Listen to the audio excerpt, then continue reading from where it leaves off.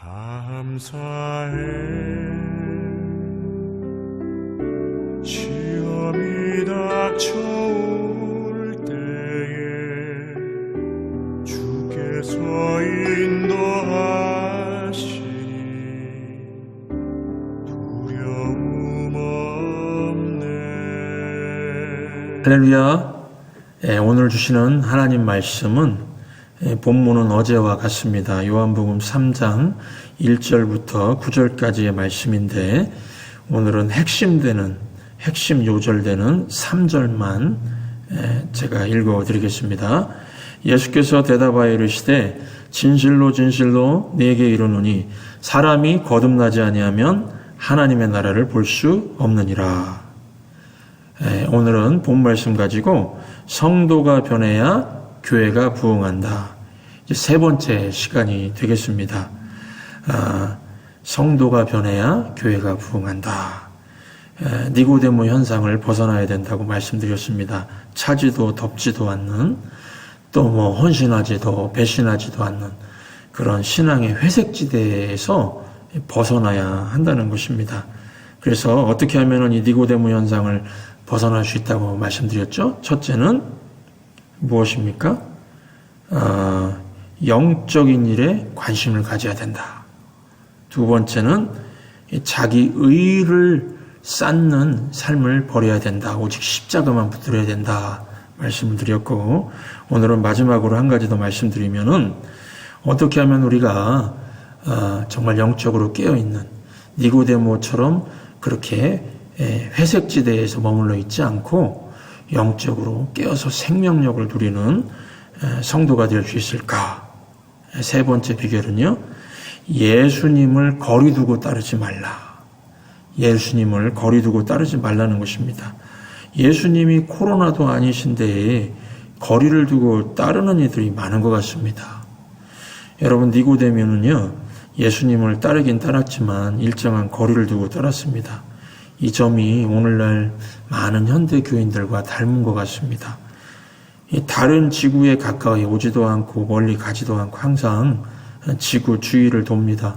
주위를 돈다고 해서 위성이라고 그러죠. 위성. 니고데모는 예수님께 가까이 가지도 못하고 늘 주변만 맴돌면서 달처럼 일정한 거리를 두고 따랐습니다. 니고데모는 신약 성경에 3번 등장합니다. 그것도 요한복음에만 3번 등장합니다. 요한복음 3장에 밤중에 와서 예수님께 질문하고 돌아갔습니다. 요한복음 7장에 예수님을 핍박하는 동료 바리새인들 앞에서 예수님은 그런 분이 아니라고 변호하는 장면이 한 번 있고요. 또 요한복음 19장에 예수님 십자가에 돌아가시고 그 시신을 가져다가 몸에 향품을 발라주는 일을 한 번 했습니다. 니고데모는 예수님을 한 번도 핍박하거나 증오하지 않았습니다. 그렇다고 완전하게 헌신한 것도 아니고 항상 일정한 거리를 두고 따랐다는 것입니다. 우리 현대 교인들도 곰곰이 생각해 보면요, 현대 교회 교인들 중에 이런 분들이 의외로 많습니다. 교회에 왔는지 안 왔는지, 직분을 가지고 사는 것은 싫고 또 예수 믿어야 되는 것은 알고 있어서 교회는 떠나가지 않지만은 교회에 지나친 관심은 싫어합니다.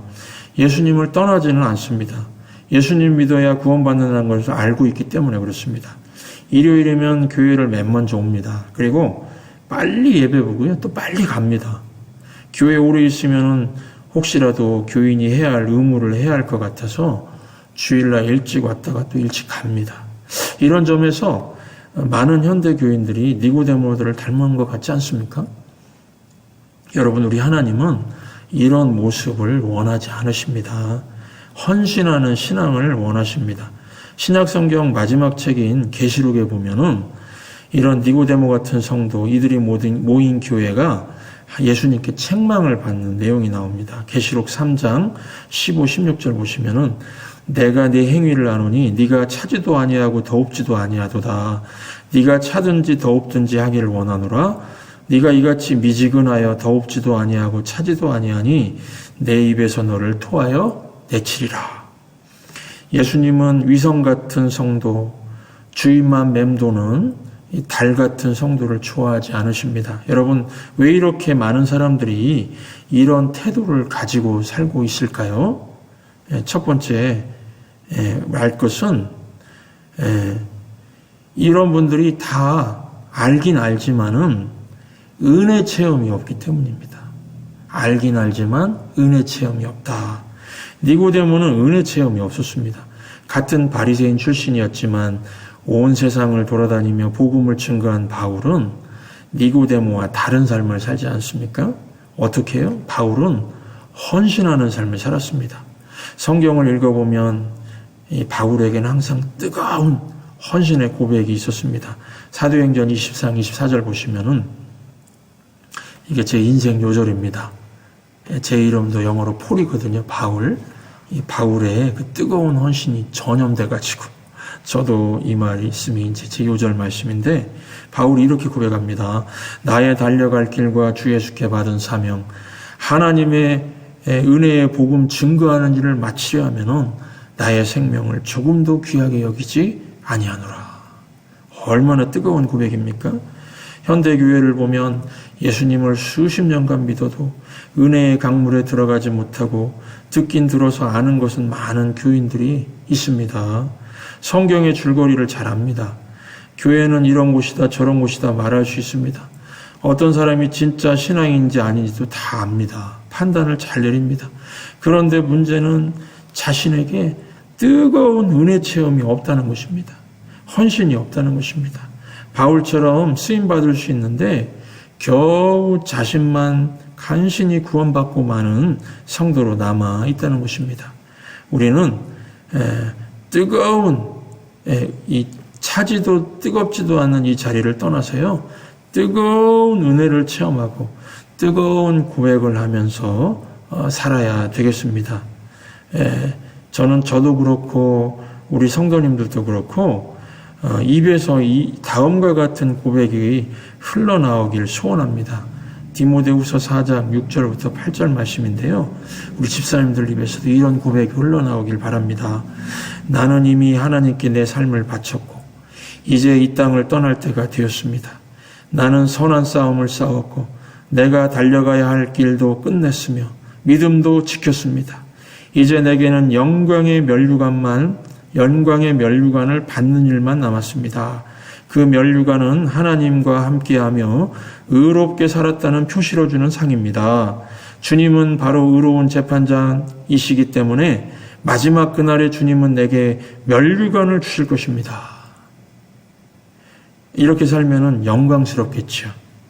이런 고백이 있는 우리 집사님들, 또 우리 성도가 우리 교회 부흥을 일으킨다고 확신합니다. 오늘 사시면서 뜨겁게 헌신의 고백을 하고 사시길 바랍니다. 또 한 가지, 우리가 예수님과의 거리두기를 하는 이유는 첫째가 은혜 체험이 없어서 그렇고요. 둘째가 지속적으로 말씀의 공급을 받지 못해서 그렇다는 것입니다. 여러분들처럼 매일 말씀 앞에 이렇게 서기를 원하시고 또 하루에 한 20분 이상씩 기도하시고 그러면은 주님과의 거리가 생길 수가 없습니다. 말씀을 밥 먹듯이 지속적으로 먹어야 하는데요. 이 밥도요, 한 번에 몽땅 먹고 됐다 그러고 일주일씩 금식하고 그러면 몸이 상합니다. 영혼도 마찬가지입니다. 주일에 한 번 말씀 먹고 일주일을 말씀 없이 사는 게 이게 비슷한 현상 아닙니까? 한 번 밥 먹고 일주일 동안 굶고요. 그래서 이런 분들 중에서 어느 날 새벽에 나왔다 그러면은요, 다 그런 거 아니지만은 제가 목회하면서 겪은 바로는 예기치 않는 고난이 있을 때입니다. 갑자기 그냥 이렇게 그래서 새벽에 기도하러 나오는 분 보면은 반갑기도 한데, 무슨 일이 났구나. 이런 생각이 듭니다. 그래서 제가 그냥 기도할 준비를 단단히 하게 되는 것이죠. 그래서 이런 분들 기도의 특징 보면은요, 발작 기도를 합니다. 발작 기도가 뭐냐면은 그냥 주여 막 이렇게 막 급해가지고 이런다는 것입니다. 일 터지고 하는 기도가 이런 기도입니다. 평소에 지속적인 말씀의 공급이 있고 평소에 기도 생활하면은 영혼이 평안하고 당장에 지금 뭔가 이렇게 눈에 보이는 일이 안 이루어지더라도요. 하나님께서 내 기도를 듣고 계시다. 이 하나님 말씀의 약속을 딱 붙들고 있으면은요. 이런 확신이 있기 때문에 발작 같은 거 안 하고 주여 믿습니다. 하나님 아버지 기도를 절대로 버리시지 않으시고 제 기도 들으실 줄 믿습니다. 이런 확신 가운데서 기다리면서 기도하고 또 매일 또 말씀 먹고 이러지요. 막 이렇게 호들갑 떨고 그러지 않는다는 것입니다.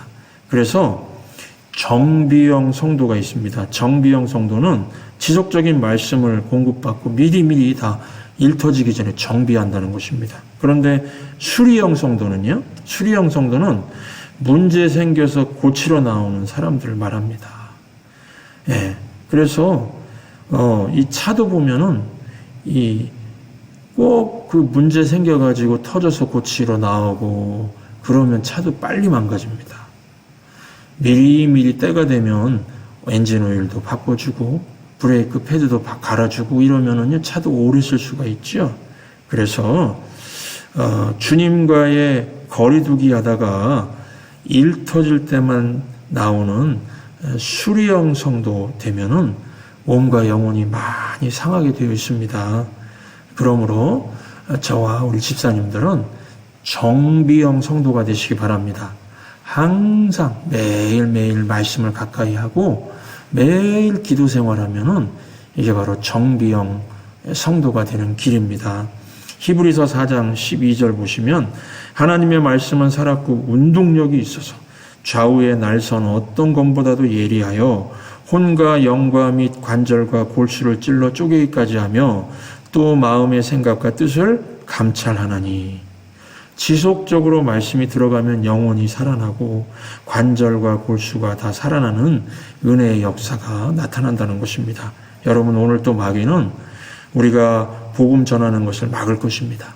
말씀이 들어가면은 지옥 갈 사람이 회개하고 천국에 가게 되기 때문에 그렇습니다. 그래서 마귀가 교회를 미혹시킬 때도 보면은 교회 생활하는데 뭐 친교하고 구제하고 그냥 뭐 어디 놀러 다니고 야유에 나가고 이런 것만 하라고 속삭입니다.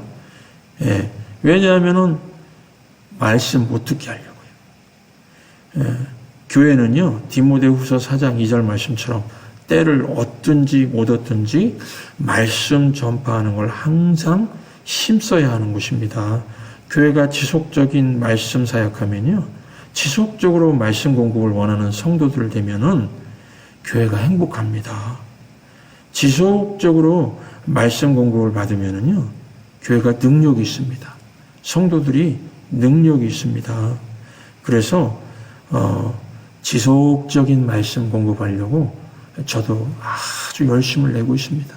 이게 저의 사명인 줄 알고 있습니다. 우리 집사님들도 나중에 이제, 기회가 되면은, 같이 앉아서 하나님 말씀도 읽고, 하나님 말씀도 깊이 공부하고 이런 은혜의 때가 오기를 바랍니다. 결론적으로 말씀드립니다. 오늘 요절 말씀 다시 한번 읽어드립니다. 예수께서 대답하여 이르시되 진실로 진실로 내게 이르노니 사람이 거듭나지 아니하면 하나님 나라를 볼 수 없느니라. 니고데모 현상 떨쳐버리려면 먼저 영혼이 살아나야 됩니다. 거듭남의 확실한 체험이 있어야 됩니다. 신앙생활, 교회생활 오래 하는데 다 알고 있는데 은혜 체험이 없는 분들 뜨거운 체험이 필요합니다. 이 여러분들 그 산부인과 간호사는 애 낳는 거 다 압니다. 정보는 있습니다. 그러나 애 낳는 것은요 엄마입니다. 엄마가 애를 낳아야 생명을 낳는 기쁨을 알 수 있지 않습니까? 이 생명을 잉태시키는 산모 같은 성도들이 필요합니다. 영적인 충만함으로 가득 찬 성도, 생명력이 넘치는 성도, 매일 말씀 공급받아서 영적인 후광이 있는 성도가 필요합니다. 영적으로 건강해야 건강한 교회에 생명력 넘치는 교회를 이룰 수가 있습니다. 그래서 오늘 하루도 살아가실 때에 내가 예수님을 확실히 믿는가 믿으시죠? 예수 믿으면 구원이 이미 임한 것입니다. 괜히 찜찜한 생각할 필요가 없습니다. 내가 예수님을 믿고 있구나. 그러면은 집에서 자녀들하고 좀 다투서 기분이 상해도 내가 구원받지 못했나? 그런 생각 하시지 마시기 바랍니다. 예수 믿으면 이미 구원받은 것입니다. 하나님의 자녀가 되었습니다. 하나님에게서 절대로 떠날 수 없는 불가항력적인 은혜가 이미 임한 것입니다. 그러므로 구원의 확신 가운데, 거듭남의 확신 가운데 신앙생활 하시고 매일 말씀을 가까이 하시고 기도 생활 하실 수 있는 오늘 하루가 되시기를 주의 이름으로 축원합니다. 모두 감사해. 절망 속에서 새 힘을, 새로운 용기 주시니 승리하리라. 나의 모든 생활 속에서 주님이 함께 하시니 주님의 성령 나를 인도하시니 시험이 나를 찾아올 때 주님 지켜주시리. 주님의 성령 나를 인도하시리.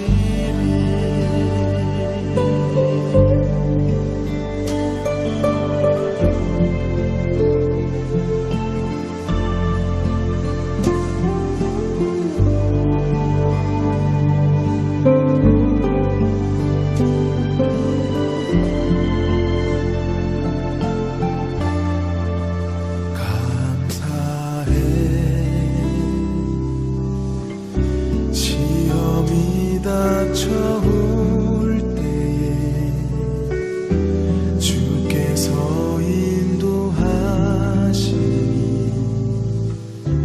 두려움 없네. 모두 감사해. 절망 속에서